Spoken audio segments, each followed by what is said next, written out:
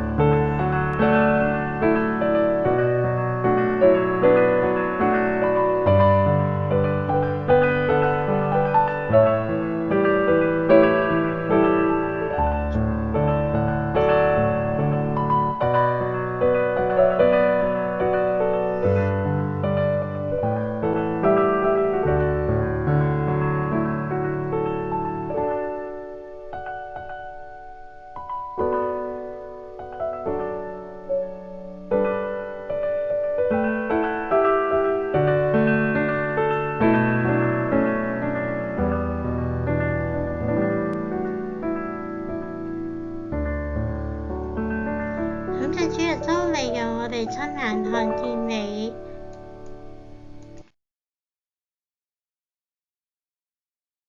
以弗所書2章10 14節，因他自己是我們的和平，將兩下鑿成一個，拆毀了中間隔斷的牆，就是仇恨。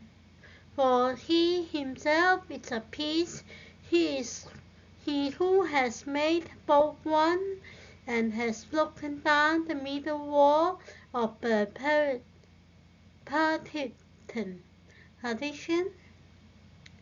the enmity。